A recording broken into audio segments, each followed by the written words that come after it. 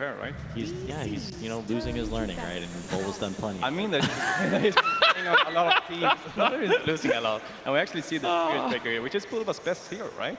Sean? You know what? Spirit Breaker is most people's best hero, let's be honest. My best hero. Space Cal, you go, that guy. Light a cigarette, he crosses the map, and when you're done, bam, crashes right in. You know, at this point, you know, you were bringing this up before with the Nyx Assassin ban, Queen of Pain right out the gate, and of course, Night Stalker. No stranger to first picks over on LGD, but Shadow Shaman is a hero that I don't think has been picked as much, but I absolutely love this character. LGD has actually been picking it a lot. They are one of the few teams that really likes to open with the Shadow Shaman. Yeah, Yao and DDC love the hero a lot. Just dropping wards on towers. Yeah, coming into TI, I was pretty optimistic about Shadow Shaman. I still am. I think he's a pretty solid hero in the 5 position. He brings a lot to the team. I think he scales incredibly well, having 2 instantaneous disables. Also, the wards. They do so much damage, especially when you get an Academ Scepter. Can you talk to me about this Digital Chaos ban on Beastmaster? Well, you know, we saw Yao, or I think it was Yao, just feed relentlessly against VP with it the other day. It was 11, excuse me. 10 seconds I think they're just, I don't know. He also got a new item in the recent TI7 treasure. So every time I see this like new cool item for a hero, I see the hero pick more. Like Chaos Knight. Chaos Knight was like all the craze as soon as that golden shield came out. Yeah. So that's why the Shadow Demon was picked for that game? Maybe. Do you think everybody at home should be buying chests to support the tournament and cool show off their Beastmaster? Yes. How much shilling are we going to do on this pack? You know, I would like you I'm just saying, there's a correlation. By the way, we all have signatures as well, and you can feel free to get our Karaf. Yeah, let's just finish this thing up. Got a URL you want to plug? 5 seconds remaining. We good. We're good. I'm good. We're good. I like Spirit Breaker Yeah, against Night Stalker. I think it gives the team a lot of direction. It says, you know, it forces you guys to group up, and it forces fights constantly, and Night Stalker really wants to play around vision and take advantage of people to find his opponents and keep them contained. You also mentioned that synergy with Night Stalker making everything nighttime and Lycan functioning better at night. Yeah, Lycan's got that night vision, so it can work well. Lycan is also a way to actually scout a bit with the wolves, so when you don't see anything, you at least see something from Mirana chosen from LGD, and we've seen Night Stalker Mirana as a little death squad throughout this TI, waltzing around picking They up play those. it mid though, mostly. Maybe actually goes more the older build with the Scepter.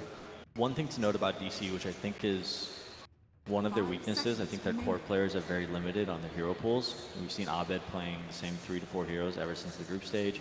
Mason's been mostly playing that, you know, that Sven, Lifestealer, Lycan. And they picked both of them incredibly early here. I think worrisome about either them being picked by LGD or banned. And they're probably afraid that they're going to ban them, and it just seems that they really want to have their comfort picks in this game. Dazzle. Dazzle's great. He's, you know, he for what he lacks in catch, Spirit Breaker kind of makes up for. So in that sense, they're a good 4 or 5 support combo.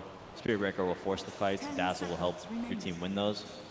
Works really well with Lycan in his summons, and if Quap ever gets into a sticky situation, you can shallow grave him and bail him out there. Speaking of course with limited hero pools, I think Ame has been playing like Terrorblade and Troll a disproportionate amount compared to other position 1s. Yeah, and The Troll has most been with Magnus. 11 has been playing Magnus a lot on the off lane, but I'm starting to get a better feel on Troll. I'm finally I'm coming around to it. I'm understanding it. He's very good against other carries. Just wants to get on top of them and bash them. yeah, he's very good against carries like Sven, Luna. We saw Miracle's Troll the other day against the Luna, and he was just on top of the Luna, and Luna was trying to be a carry, but he was just running away and couldn't do anything. And there's the Chaos Knight. DC definitely lacking in Lucian heroes could present a big problem for them. Yeah, I mean, bring up what we brought up earlier in the day, that Chaos Knight has had some unbelievable games, getting a heart and feeling unstoppable. He's also had some very pathetic games where, without any good kills in the mid game, he's kind of absent. But at the very least, it's another stun for LGD. More lockdown for the Queen of Pain. Yeah. The Chaos Knight should be quite good against Lycan, right? Because both Chaos Knight and Lycan really want to fight during their ultimate. So whenever Lycan is going to ultimate, Chaos Knight can ultimate to be able to fight them during like Yeah, that's a good Lycan point. ultimate. I never thought of that. Yeah. Lycan's not going to just run into a bunch of CK illusions. Could be a reactionary ult.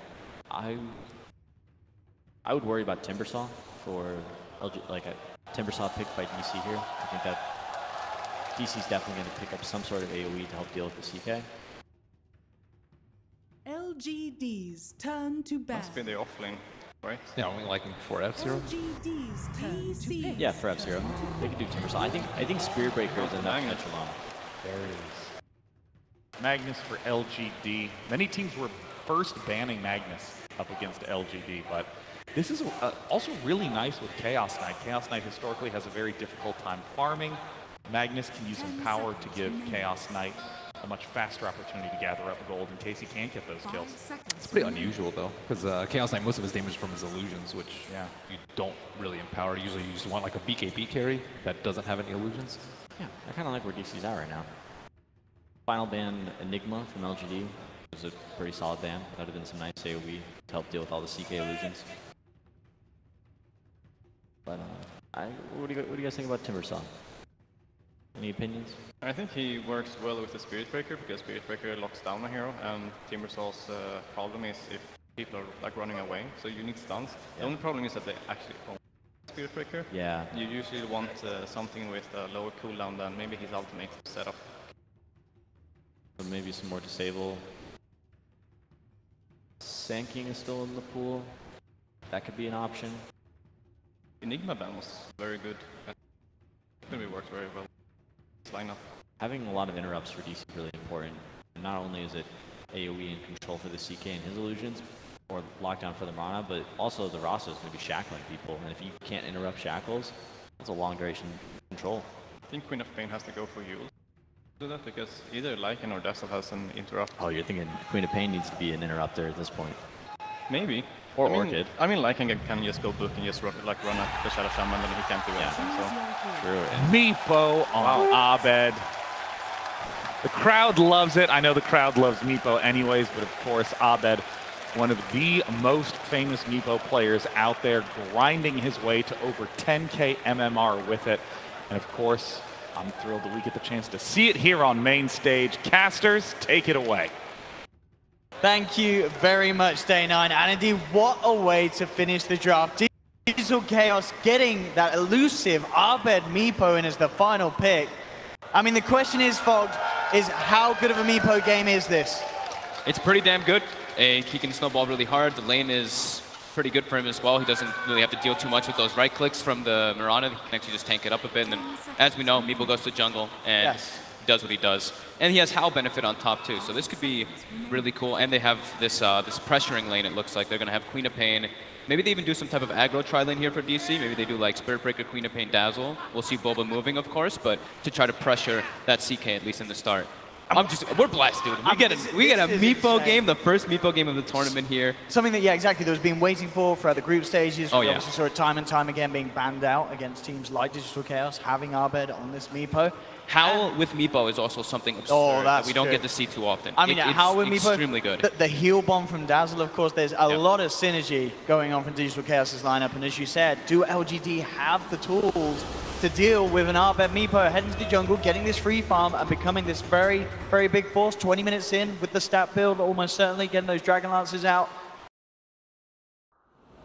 It's going to LGD's lineup, an interesting thing that you mentioned upon. We've got Somnus on the Mirana. Yeah, they don't seem to play this for a few months, by the looks of it. They haven't played it in quite a while. I know he used to play it, and then I was talking to Jack a little bit, and he was saying how they kind of substitute the Lesh as a substitute for that Mirana instead of like having that one. They kind of suit the same needs of that damage in the mid lane. But this could be really cool. The one concern I have for DC is their catch. Their catch right now is Boba. Sure, ABED can get out of control, and that's when the nets start becoming much better for that, but it still is going to be a little bit concerning for them to deal with that massive team fight that LGD can bring to the table too. So they need to have a good early game. I'm going to be looking at Boba making big plays. The Skewer, 11 actually puts himself on the high ground with Dubu. Yeah, they're going for a man versus man. They have got Mason in the neighborhood as well. He's going to come in from behind, and in fact with the heal bomb, 11's being brought down. There's an arrow. Arrow flies through. Will connect. Who's going to get the first blood? That's the question. It's close. LGD do get the first blood. That arrow is certainly making sure that LGD are able to take it. DC, of course, will get the trade, but that little bit of bonus gold going the way of LGD. It's always huge. Like, this is the offlaner who can struggle to get some experience from time to time as a Magnus. Sure, this time around he's versus a Dazzle Lycan. He should be able to get a good amount up there, but getting first blood, that's the dream right there. Now he's got so much more region to deal with. He can trade hits better. He should have a pretty damn good matchup up there now. Yeah, and sort of the panel said, they were talking about whether this aggressive trial lane is just going to come out. It's going to be, by the looks of it, just the safe lanes. And indeed, did you mention this Magnus lane up on top? Okay. Who's going to come out on top of these laning stages? Do you feel that there's someone that has got the better matchups because of this? I'm a little bit worried for the Queen of Pain. I think Bulba has to make a lot of space for that one. He does have the Stout Shield already to pressure that lane. I think we're going to have like mostly trade farms, to be honest with you. All lanes seem fairly even. I'm not super comfortable with most MEEPO matchups. I know he has like reduced base damage, but this guy's a master of MEEPO. He should be able to do just fine with it. And he can at least push the wave out faster than Mirana. Mirana lacks in mana to be able to spam Starstorm in comparison to MEEPO using Poof.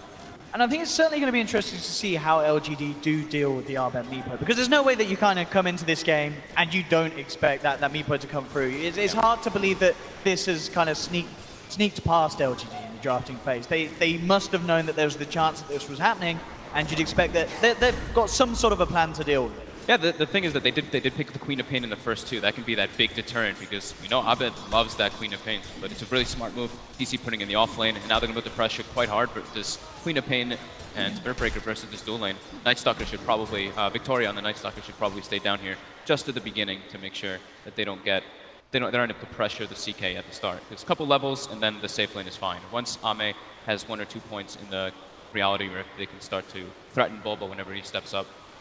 Because, like the panel mentioned, PPD was saying, there's like very little ways for them to actually stop the shackles from the Shadow Shaman. He's super punishing in that lane. True, and on this top lane, as well as sort of as you mentioned earlier, the fact that Levin gets that first blood, he's going to do all right here, isn't he? When it's just him and Mason, as you say, trading farm in the lane. Maybe the Dazzle heads over, tries and gets a bit of a look in, but unlikely they're going to be able to kill this Magnus with the availability of the Skewer to escape. It's up to 11 to be the big team fight for LGD. He is pretty much all of it for them until the Mirana starts getting more online. So him having a good start is crucial for them here into the mid game. If he gets an early blink timing, it could completely mess up everything that DC has. But it's the same thing. It's the MEEPO. The MEEPO puts a wrench into everything because a couple charges comes out from Bulba. They get some nice nets once the MEEPO gets the double MEEPOs out. And that's where you can see the Mirana just dying over and over again to tower dives. So we're going to be watching the 2-4s as we do tend to right now in the meta, how they mirror each other's movements. I mean, definitely for the time being, this bottom lane, DC have to be careful. Once there's a couple of levels on both of LGD's supports, a lot of catch and control to try and deal with this offlane, offlane Queen of Pain as it is at the moment. Teaming up with the Spirit Breaker. Ame, CS at the moment, looking pretty good, not being slowed down too much by the presence of both Forever and Bulba in this bottom lane. Yeah, killing Ame is a bit difficult. Killing the supports is where they're going to be looking for their options. Bulba's now level 2, so they have that threat now to be able to at least make moves around the map with him. But as we do see a lot of teams do versus Spirit Breaker, is they put River Wards. Very important to do that versus that hero, so you can always see the charges coming in. They do have one set up bottom. We'll see how the mid lane starts to turn towards now, as Somnus did have the lead in CS, but now ABED has that second MEEPO out. Yep. And now Dubu does make the move. So I thought they were going to do this from the beginning, putting that 1v1 kind of matchup for the Lycan versus the Magnus, and then doing a pressure lane versus the CK. So that's what they're starting to do now. And Mason's going to get full experience, and Nighttime's going to hit early, and they're going to benefit from Hal at the same time as the Night Stalker has his Hunter in the Night active. So we'll see who's able to make the first move off of that. Charge coming out onto Ame. But cancelled up by Bulba. Yeah, just teasing him away from the creep wave, trying to slow down Ame's farm. But it seems like DC's fine with just giving 11 a very good lane and good start in this game. Already has Soul Ring picked up, so able to kind of be able to spam Mason a little bit, but Mason with the Feral Impulse doesn't really care too much about Shockwave spam. Of course, DC are going to have this opportunity as well. Once ABED's a certain point, he can look towards the jungle. They can give up this mid lane, try and get level 6 quick on their supports. ABED's not doing so hot right now. 23-4 to the 14-1. Yeah, Somnus has been keeping really good control of this lane. Just slightly ahead of bottom lane. Bit of a go here. They will go forward onto Doobie. Does get the heal off. Self-grave. The Shackle there to hold him in position. No way to stop it. Trying to find Victoria. Will get him. Doobie will go down in response. Just the 1-for-1. See if Forever and Bubble can do anything more. But there's a lot of mana in the tank for Forever. Indeed, he jumps forward. Looking for Yao. They've got the charge forward as well. And DC, they'll clean out the 2 on this bottom lane. Arme now, back with the presence of Victoria, tries to bring Forever in. Not quite enough control there from the CK. Having that level 2 Howl there, giving all that extra damage for them to get the kill first, very important. Something you always have to worry about when you're playing versus that Lycan. It's now going to be nighttime too, so you have to make sure that you remember about the double aspect of the Howl. Even though you do have darkness, you have the Hunt in the Night from the Night Stalker, fighting into Howls at this time is pretty difficult if you want to go for like a try-v-try action. And DC has a very strong tri-lane if they keep it down there. But now we do see the movements coming out. Bobo wants to pressure the other lanes. Dubu staying behind Forev, just being a little bit careful. Forev's not really too in risk of dying unless the Night Stalker rotates in. Levels on Victoria, 2.5 at the moment. And under this cover of first snipe, we'll see if they can achieve something. They once again are set up down on the bottom lane, looking for Ahmed to lead in. Won't quite get the rift there as Forev heads into the tree line. Even if they do, it's relatively hard with Dubu's presence there behind him, as you mentioned. Maybe 35 and 8 CS now on the Mirana to the 23-1 of MEEPO. Abed had to already resort to start hitting some jungle creeps to make sure he can keep up, but already falling behind in levels as well. Boba down here. We'll see if he can do anything. I think LGD, yeah, they should be aware. They did have the ward out. Abed could be in some trouble here. They do see the rotation coming up, but you know, still going to watch himself. Still a walking courier on DC. And this top lane, this 1v1, as it has been for the most part. Mason certainly taking the edge, to be fair. 35 against the 20 of 11. So, yeah, definitely the Howl coming to work here. And as you mentioned, having that passive regen, allowing Mason to be that little bit more aggressive in this lane and have the potential of bullying the Magnus out. He's playing it very, very well at the moment on this line. Yeah. The Mag is, I think 11's still very happy. It's like, sure, he's not getting the last hits, but the levels are the big importance, at least for the Mag early on. Blink daggers, of course, are super important, but the fact that you're an off-lane Mag going to be hitting level 6 at the 6-minute mark is pretty damn good. Look at this down bottom, trying to go aggressive. Instant hex there onto Bulba to hold him back. Arme trying to go back in return. They do get the shackles off. Rotation. Focus, Zhao's gone. They've lost the 1-for-1. Can LGD find anything more with this? Indeed, they brought Softness in from the mid lane. Looking to chase down Bulba. He'll go for the charge. They're trying for the arrow. Oh, nice cancel of the charge there to dodge the arrow. Bulba still could be in trouble here. We'll see how heavy Somnus wants to come searching for him, and it looks like they're just going to leave it be. So Bulba will be fine for now. This is where MEEPO catches up. This is what we were talking about. So the mid lane, you can trade some farming, but Miranda was getting a couple extra harassment hits, so he pulled ahead, but then Abed just goes to jungle. So MEEPO does. And now he's perfectly caught up, just about the same net worth and levels. And he should accelerate much faster than the Miranda now at this point. Bottom lane, Arme gets the catch. The three of them do manage to find Forev out alone. Didn't quite have Dubu around with him as Dubu's headed up towards the top lane on the Dazzle. Victoria was able to close the gap and get the crippling fear on there, so that nighttime silence.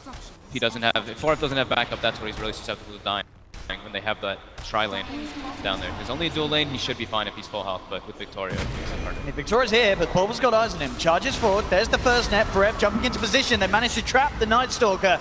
They'll take him down immediately. Nothing that Somnus can do in response with DC's 4-man there in the neighborhood. Tread's double Wraith Band now finished up for the MEEPO. He's super tanky. On top of Howl, over 1200 HP on Agi Treads. Oh, and rather interesting as well. So the build from ABED this game looked to be the 2 Wraith Bands into the Diffusal. So obviously great amounts of damage and a great amount of chase. Massive amount of agility, great chase, and he can also purge off the Empower people. So they don't have to deal with the cleave. That'll be really useful. Bottom, another go here onto Dubu, and with the silence there. No chance for Dubu to respond. LGD, they're finding quite a bit from this bottom lane now. DC letting this safe lane Chaos Knight Arme get involved with the kills. 2-0-2 at the moment on the bottom. And the CS looking good for him as well. Still, then Mason definitely having the best time on the map at the moment. He's getting the solo lane, solo XP. Very, very few CS being missed by this Lycan. And that's on his, I mean, it's Mason on one of his most and here we go now. DC looking to try and switch things around on this bottom lane. They come in with the MEEPO, get Arme. They've got the route onto Yao as well. They should be able to clean up both of these.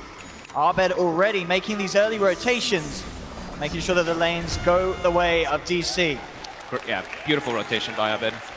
Doesn't need to always be jungling. That's the nice thing about a MEEPO is you're off the map a lot of times, so when you make those rotations, it's unexpected. And it was actually rare this time around. LGD had no real wards on the map for quite a long time. They go for the RP play on Mason top, but they actually ends up canceling. He's able to just shapeshift away. But yeah, there was about 4-minute downtime where LGD had little to no vision whatsoever on the map. Now we see the Night Stalker went around, placed the aggressive ward to watch the enemy jungle, and a lane ward bottom, so they can know the movements. Somnus. Something. The arrow. So that rotation though from ABED, it did cost them their mid lane tower. So maybe definitely recognizing what he wants to do. Every time the MEEPO goes to the jungle, goes to a rotation, pressure it, and that gives you always the windows to be able to go invade the jungle. What on lane, Boba? Looking for some bashes here. Get one of them. Get anything more out of it? Doesn't look like he can. We'll let Victoria go.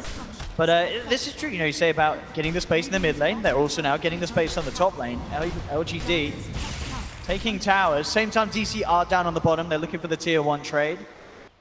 And at the moment, it looks like they should get it. Indeed, they'll take that tower down. Mason misses the last hit though. See if Ame is able to get the top last hit comparison. No! Oh, 11 snatch. That's going to get him closer to Blink Dagger. And like we mentioned, that is the big team fight for LGD. Yeah, absolutely. If LGD have this Magnus ready to strike at this stage, it's going to be hard for DC to react. Victoria charged up, only level 3. Should be able to get punished here very easily with the rotation. Howl used as well. Bash will do it. I don't even need the bash, but looks like Forever claims the kill. Towards top, Tubu, quick to make sure that Somnus doesn't grab himself the regen rune. Off the mark. Able to walk it out as well. And still, ABED, this is what we sort of talked about in the draft, the fact that this MEEPO, whatever goes on in the game, he's going to find his farm. 10 minutes in, well on the way to the Diffusal Blade, only a few hundred gold away from having it. I mean, a 10, 11-minute Diffusal Blade on a MEEPO, it's going to be so disruptive. If he gets involved in the fights and he can rely on Dubu, that howl from Mason to keep him alive, it's crazy. It's going to be so hard for LGD to just deal with this incredibly stacked early game MEEPO. Yeah. Still, the team fight is favorable to LGD when the Magnus, because he's going to have a super fast blink, 200 gold away from that one. And as we're looking at maybe, as we see what item he queues up, he has actually a Yule Scepter queued up on the Mirana. So more setup for himself, also some type of save, so he doesn't have to deal with getting chain netted and chain bashed up, and actually have some type of save potential from that. Yeah, but certainly not in terms of offering the highest damage and fighting potential. You know, we see obviously the Mirana mainly go for that sort of physical build, getting their diffusals on the Maelstrom and such. So it's certainly going to be putting the damage output on a bit of a hold from him. I guess they can definitely look towards Ame from packing the real punch in this fight. He's nearly got the armlet done, and obviously with the Empower as well. Still a lot that can come out from LGD if they get the catch.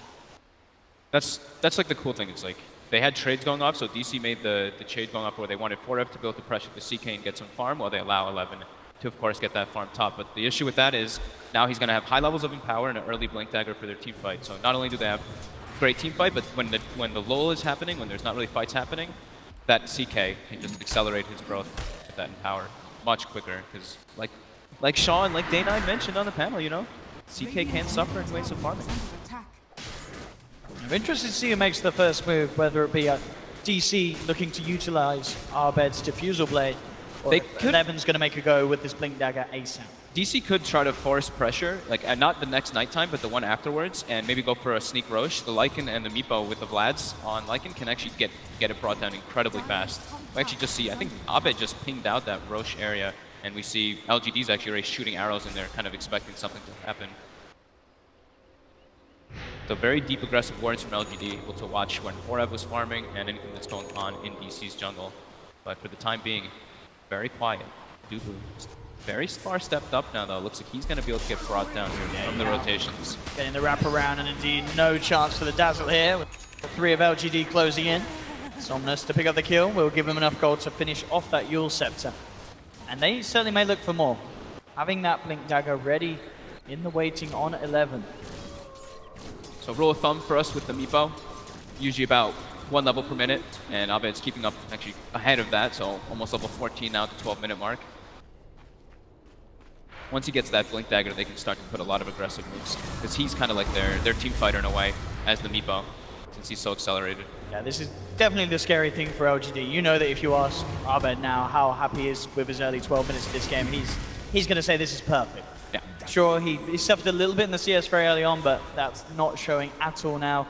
A clear 1,000, almost ahead of Somnus on the overall net worth, top of the board at the moment in this game. This MEEPO is going to be terrifying if LGD cannot take him out of the fight to begin with. They keep checking that Roche. They're very afraid of it. Throwing arrows constantly every time DC's off the map. Should maybe find Yao, and indeed straight away there's the jump. We'll turn with a Hex onto Forev, but Yao not to survive this. Bulba gets the bash. DC keeping control in terms of kills. Still, overall net worth very even across the map because of the fact that 11 has been doing so well on this off-lane Magnus. Yeah, similar kind of pickups there, right? Yao dies, but Yao at least placed his Mass Serpent wards and took out the tower. And while he was backing up, he got picked off, and Dubu, of course, died bottom earlier. So those 5 supports getting picked off a little bit, as expected, when the map just becomes, this kind of farm war. And definitely, when it does become this farm war, the biggest discrepancy is always going to be the difference, isn't it, between 11 and Forev? Yes. Because without fights, this Queen of Pain, Forev's going to suffer in this sort of passive moment. There's not a lot that he can really do. Whilst the rest of his team farms up, he needs to try and get involved in some sort of action. They do not have the blink on ABED as well as the defusal, so DC, I'm sure if they see an opportunity, DC will take the fight. At the moment, it's just avoiding each other, going for the tier 2 trades. Looks like both teams on track to get this. Neither having the chance to respond. Maybe LGD can come back to hold this, but no, it looks like they're just going to accept that this one's gone in return. And just the trading of towers and farm continues in this game as we've started to certainly hit a bit of a slow point. It's very even. 1,000 gold lead for LGD, 1,000 experience lead for DC, so it's pretty much exactly even at this point. Just, of course, the level discrepancy from the MEEPO, but that's going to happen. But then you look at the next big 3. LGD is very high level on their 3 cores, 13, 12, and 10 on the Mirana, Mag, and CK respectively.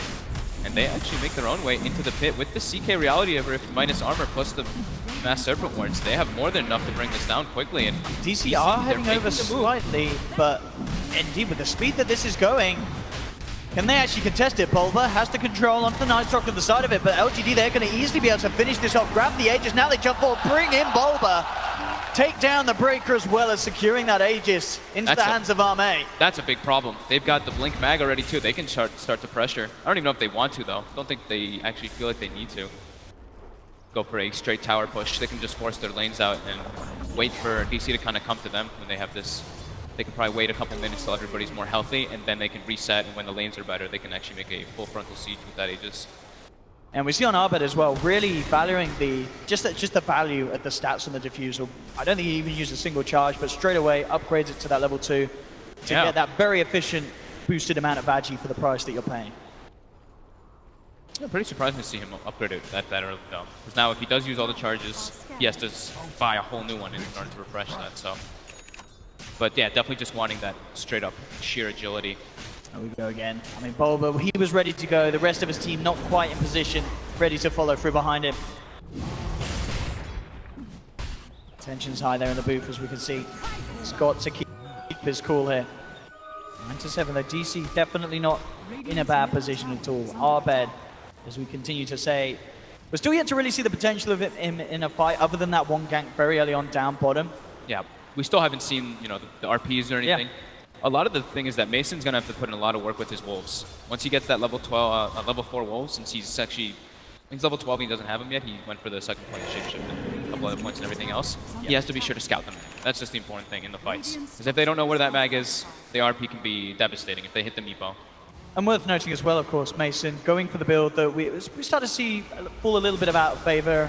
Recently a lot of Lycans going back for the Necro Rush. But obviously having the Vlads, absolutely perfect when you have this MEEPO, something that ABED's going to benefit off. And he's playing versus CK with an Empower. So CK will build BKB, and with the Empower, he can just cleave down the Necro units and not care whatsoever. So wanting to have armor, that's what Mason's focus on this time around. Sure. Armor, armor, armor. Here we go, actually, LGD now with the smoke. But as it is, they've sort of passed DC entirely. DC are actually in LGD's own jungle.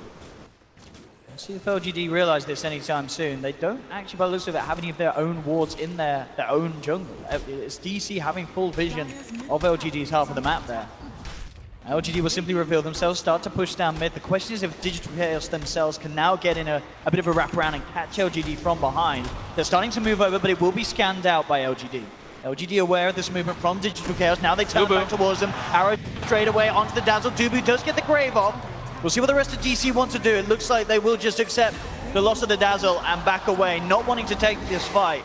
ABED gets a bit of pressure down on the bottom lane, does force LGD back. Instantly poofs back to join the rest of his team. But he's just a Dazzle down. And in fact, still in the neighborhood, we may see more action happen. 11, he's going to get charged towards Yao as well by Bulba, who goes for a quick charge by. Looks to walk it off, but yeah, 11, he's going to be ready to punish this one. Jumps forward, skewers back the Space Cow.